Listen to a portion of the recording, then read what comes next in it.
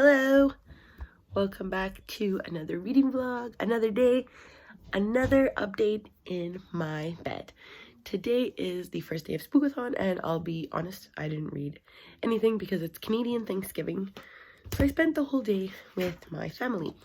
But before we begin, I want to give an update on my TBR. So we'll go through the challenges and what I plan on reading, and you'll see exactly what I'm going to be doing this week. So the first challenge in the Spookathon is to read a thriller, and for that I'll be reading Misery by Stephen King. This follows a best-selling novelist named Paul Sheldon, and he finally meets his biggest fan, and shit happens. I know that she basically captures him and keeps him in her house in order for him to write a sequel to the finale of his book that she really didn't enjoy. So I have this on audio. I will probably be reading this by audio. I'd like to read Stephen King's novels through an audio medium because it allows, I feel like his stories are best told that way, and I'll capture everything properly.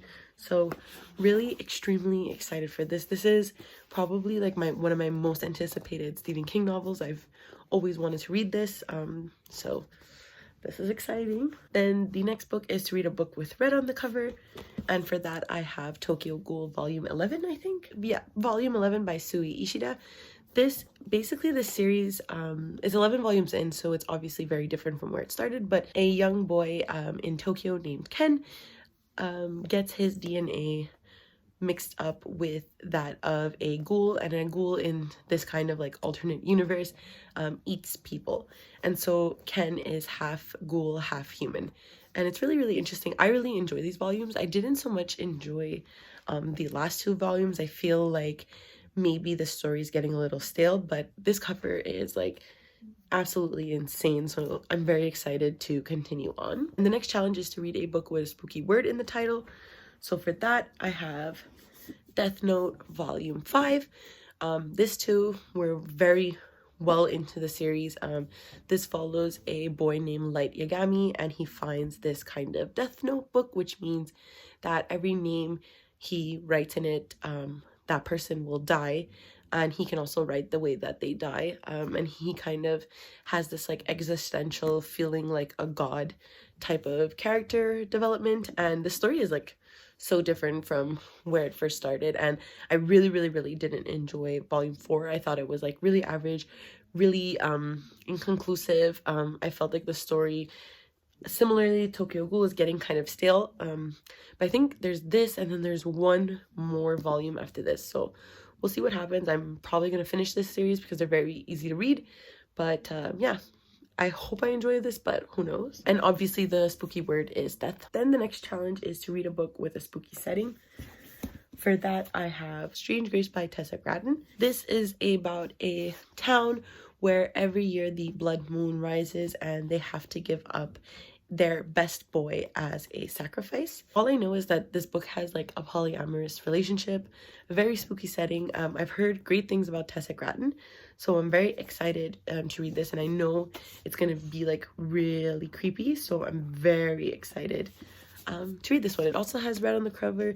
Strange is a weird title, so you know there's a bunch of challenges that this fits. And then the last book is to read something you wouldn't normally, and I don't always read classics, especially since I graduated from my English degree, so I haven't read a classic in a while. And for this I want to read The Picture of Dorian Gray by Oscar Wilde. First of all, because Heather from Aphrodite Reads has been talking nonstop about this book, and it really reminded me how much I enjoyed this novel. Ben Barnes, who's going to play the Darkling, he released a narration. He played Dorian Gray in one of the adaptions, and he has an audiobook out where he narrates this story. So I downloaded Audible. I re-got my subscription just to download that audiobook. So you know I am getting down and dirty with this book this week, and that's my TBR. Just because I don't have a lot of time before I'm gonna go to bed because I do work tomorrow, I think I'm going to try to bang out Tokyo Ghoul now. So see you when I next update you. Okay, bye.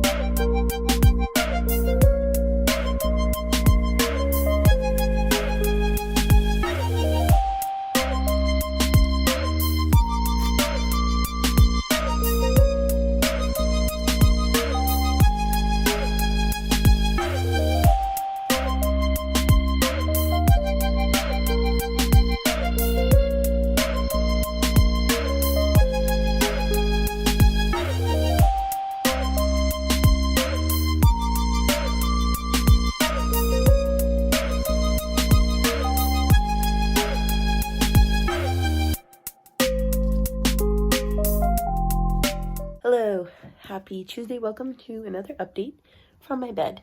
It's day 2 of SPOOKATHON, so I'm just gonna update you for what I read. So last night I read and finished Tokyo Ghoul Volume 11. I gave this a 3.5 stars. I was really slugging with this volume, especially the last one. So the beginning part really wasn't interested in me because it was following like pretty much the scene after the end scene of volume 10.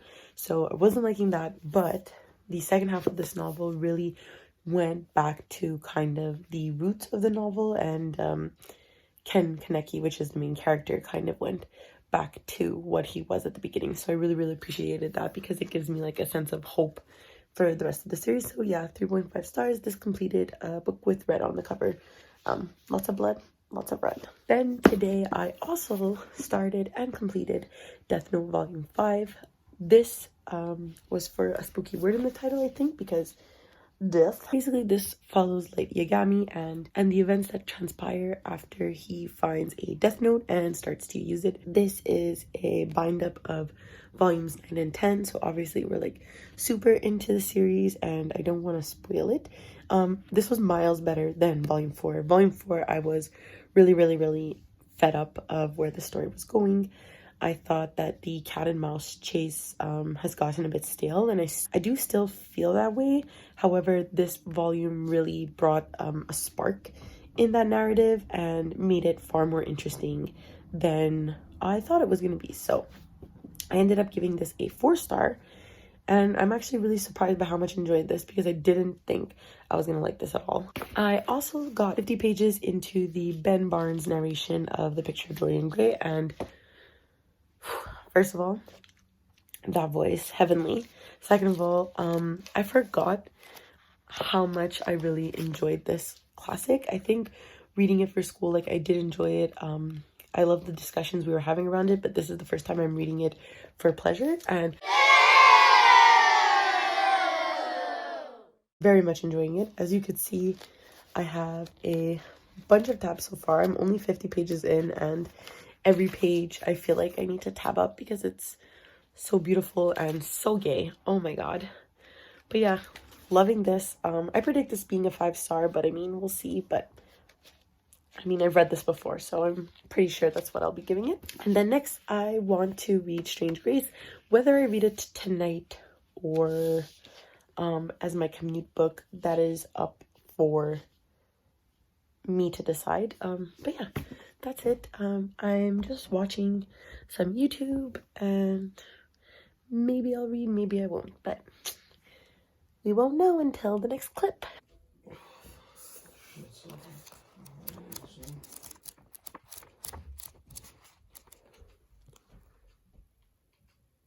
Babe, look at me. Hello, happy Thursday. Sorry I didn't vlog yesterday. I don't really have anything exciting that goes on during the week. I don't really do anything besides work and read. And so these vlogs, I'm always self-conscious about what I film, and when I edit them, I end up getting like really discouraged about them because I feel like they're so boring. But I mean, hopefully you like this one, I guess. Yesterday I finished The Picture of Dorian Gray by Oscar Wilde. This was a 5-star read. It's the second time I read this since I was a stoned 17-year-old in college. It's the one and only Digo Double G. And I loved it just as much, if not more. I think I really appreciated this more reading it on my spare time instead of for a class that I probably wasn't paying the most attention to. But there was a lot more discussion on art and science and nature than I remembered. I do remember the theories, obviously, of youth and beauty. I remember the themes of value of beauty, and obviously the underlying tones of homosexuality that are in this novel. But nature and science and art and culture, I completely forgot about. So that was like really riveting. And as you can see, I put so many tabs. I love this book. I think it's one of the, if not the best classic I have ever read. And I'm really happy that I reread this. Thank you, Heather, because if it wasn't for her, I wouldn't have reread this one. I also started 2 books, and these are the last 2 books on my TBR for this week. I'm really happy that I got a lot done at the beginning of the week, because now I can kind of like chill out and focus on these two books over the course of the weekend. So I am about in the middle of Misery by Stephen King. This is about an author named Paul Sheldon who gets into a car crash in a snowstorm, and a woman named Annie Wilkes takes him into her home and takes care of him under the guise of being his #1 fan and a nurse. And obviously, in Stephen King fashion, this goes horribly, horribly awry. At the point I'm at now, Paul Sheldon has rewritten a portion of the novel that Annie Wilkes is obsessed with and wanted him to change. So that's where we're at right now. Really riveting. I'm actually really, really enjoying this novel. I always enjoy Stephen King's books, so we'll see where this goes. Hopefully I will continue to like it. I'm listening to this on audio, by the way, and I think that that's a really good way to go with Stephen King's books, because I feel like the narrators he gets for his novels are just brilliant, and the narrator for this novel is absolutely brilliant. And I'm also reading Strange Grace by Tessa Gratton. I'm only like about 100 pages in so far, and I'm enjoying this, but not as much as I think I wanted to. Again, I'm only in the beginnings of the novel, learning about the world, learning about what happens when this blood moon arises, and what the town needs to do to kind of quaim the needs of the devil. And so I'm enjoying this. This is really reminding me of Near Witch by Victoria Schwab, which I read in September, I think, or maybe August. I think it was September. And it's really, really reminding me of that, which I think is both a negative and a positive. Having read that one before, this one only works to kind of remind me of that book, but I still love the world, and I still loved the premise of that world. And so I'm excited to see how Tessa Gratton kind of changes this isolated town witchy vibe that I'm getting from both books. So yeah, really enjoying these. I'm probably going to continue reading Strange Grace. I kind of want to get to either 150 or 200 pages tonight, so that's the goal. And I will update you when I feel like it. Okay, bye.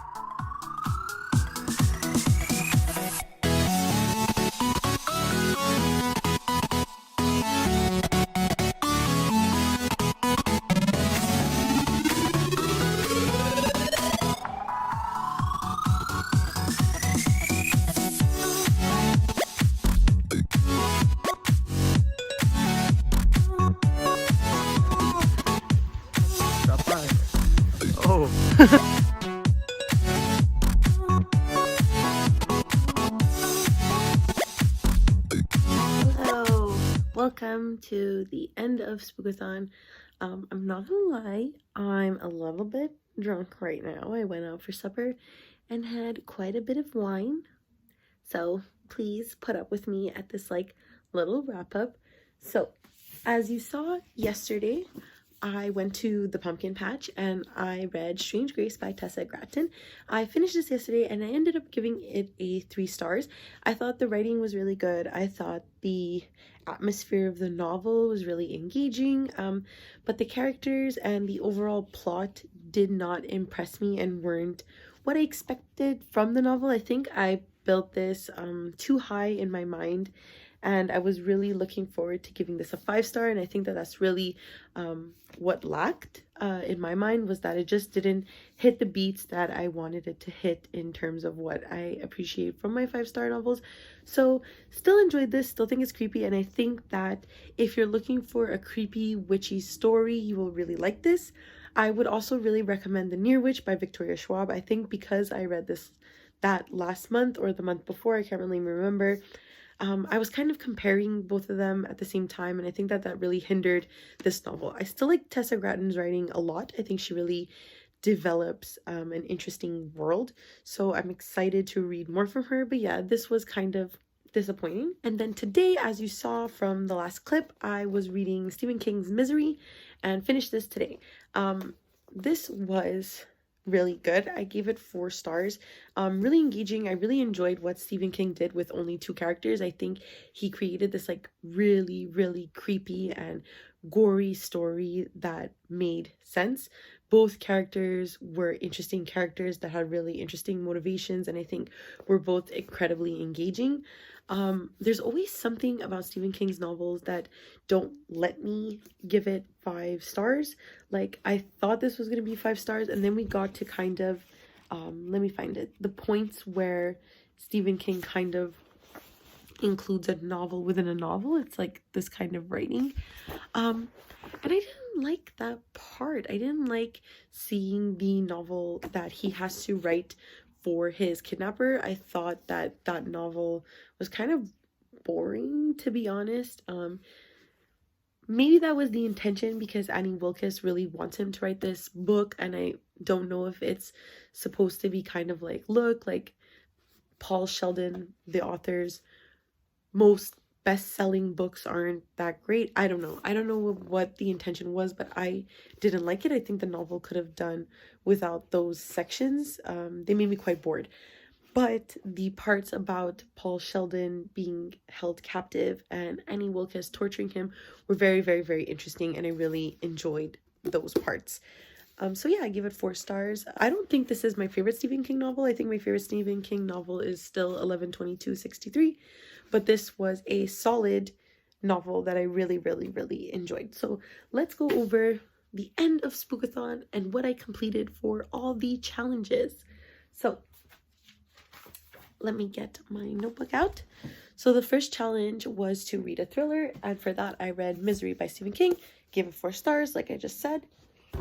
The next challenge was to read a book with red on the cover, and honestly, a lot of the books I've read, like Misery, has red on the cover, but for this challenge I chose Tokyo Ghoul Volume 11 by Sui Ishida, and for this book I gave it a 3.5 out of 5 stars. I thought the first part was a little boring, and I was really worried that I wasn't going to like this novel, but the ending brought back Ken Kaneki as a character that I really enjoyed and made for a very hopeful continuation of the series. So I'm very looking forward to continuing it because it's going back to what I appreciated from this series. So this was good. Then the next challenge was to read a book with a spooky word in the title. And for that, I chose Death Note Volume 5, death being the spooky word, obviously. I gave this one a 4 out of 5 stars. I was really worried by the 4th volume because the first half of that novel was really solid and the ending was really lacking, but this one really brought more exciting stakes to what was happening, and I actually really enjoy where it's going, and I'm happy that the next book will kind of be a finale because I'm getting pretty tired of the cat and mouse chase. But in this installment it was really interesting, and I would still recommend the series because I actually really did enjoy what I've read so far. And then the next challenge was to read a book with a spooky setting. For that, it was Strange Grace by Tessa Gratton. This one had a really spooky setting. The town of, what town is it? Three Graces? What's it called? Devil's Forest? Oh my gosh, what's this town called? I think it's called Three Graces, but I'm not 100% sure. I guess, I don't know, but very spooky setting, very interesting concept, just lackluster in kind of its delivery, but a solid 3 out of 5 stars.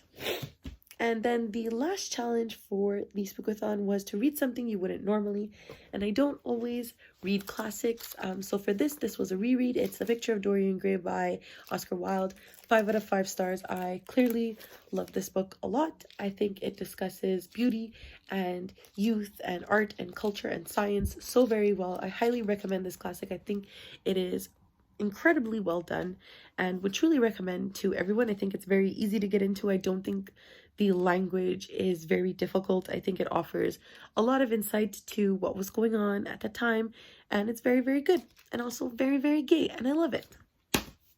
So I don't know how I'm gonna do this while holding my gun. Okay, so there you go. These are all the books I read for the Spookathon.